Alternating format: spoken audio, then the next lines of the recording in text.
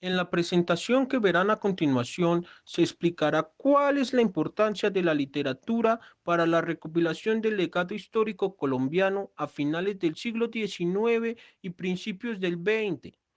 El grupo está conformado por Juliana Borges, Natalia Díaz, Mayra Pinzón y yo, su persona, Edward Sainz. Se puede entender a la literatura colombiana como una categoría que se ha construido a partir del siglo XIX, aquí nomasito, y que surge como una respuesta a la pretensión de consolidar un proyecto de nación. De buenamente se lo digo en otras palabras. Luego de que el proyecto de independencia se consolidó a finales de la segunda década del siglo XIX, las élites se dieron a la tarea de construir e imaginar una nueva nación y una identidad.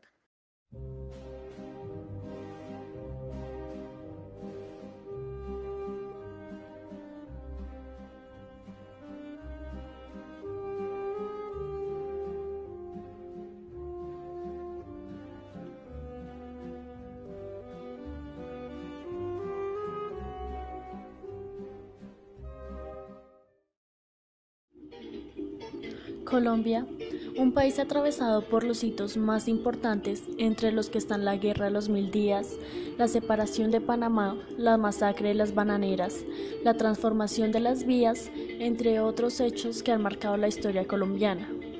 En este contexto, los escritores Fernando González Ochoa y José Eustacio Rivera enfocan su literatura a narrar y reconstruir la historia de Colombia de principios del siglo XX desde su perspectiva y corrientes literarias tales como el modernismo, que llegó al país a finales del siglo XIX junto con la Revolución Industrial.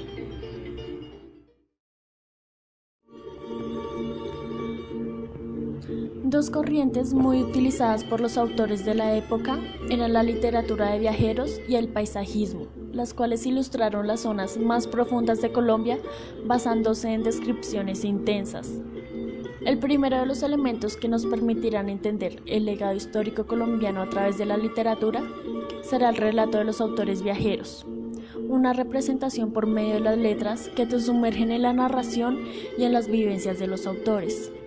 Entre los autores que reflejan este mágico suceso de descripción se encuentra el autor Fernando González Ochoa, colombiano nacido en Envigado de 1895 a 1964, reconocido por su obra Viaje a pie. La descripción de la variación abrupta del paisaje andino de Colombia se contrasta con sus interpretaciones filosóficas del pensamiento humano de la zona cafetera, antioqueña, bayuna y del Pacífico. Es una obra donde el andar se vuelve motivo de reflexión, a medida que en él se topan los paisajes, los poblados y la gente, creando a su paso una identidad. Por otro lado, y en esta misma corriente, es necesario tener en cuenta el libro El Orinoco Ilustrado, escrito por el misionero jesuita Joseph Gumilla, que exploró la cuenca del río Orinoco. El libro presenta detalles sobre los afluentes del río Orinoco, como también costumbres de los pobladores indígenas, medicinas, comidas, entre otros elementos que reflejan la identidad de esta zona y su construcción histórico-cultural. El paisajismo, sin embargo, se encuentra muy ligado a la literatura de viajeros. Estas mantienen en una permanente relación, como se puede evidenciar en el texto Viaje a pie, escrito entre 1928 y 1929, en el cual se describe detalladamente el occidente de Colombia desde una perspectiva muy filosófica e interpersonal, generando así escándalo en su época. La obra se caracterizó por su narración paisajista. Por otra parte, en el texto La Voragine, una de las obras más importantes del siglo XX concebida por José Eustacio Rivera, se retratan las precarias condiciones en las que se encuentra el país y la explotación de los trabajadores, especialmente en la producción del caucho, la brutal explotación del hombre por el hombre.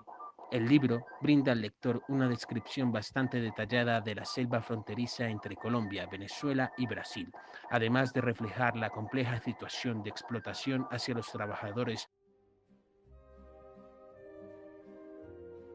Es inevitable que el contexto histórico deje huella en la creación literaria de la época. Por esto, los exponentes de diferentes corrientes artísticas toman elementos de su mundo y los plasman en sus obras. Como una pequeña ilustración de lo que digo, adornaré un poema de José Eustacio Rivera con una pintura de su contemporáneo Ricardo Gómez Campuzano, donde a través del paisajismo y la literatura se muestra la vida que se llevaba en la ruralidad. Grabando en la llanura. Grabando en la llanura las pisadas, y ambos, uncida al yugo la cabeza, dos bueyes de humillada fortaleza pasan ante las tímidas vacadas. Por el pincho, las pieles torturadas fruncen con una impávida entereza, y al canto del boyero, con tristeza, revuelven las pupilas agrandadas. Mientras flora la rueda, el correaje chirría en los cuernos, y la ruta queda bordada, a trechos, de espumoso encaje. Y ellos, bajo el topacio vespertino, parecen en la errante polvareda dos tardas pesadumbres del camino.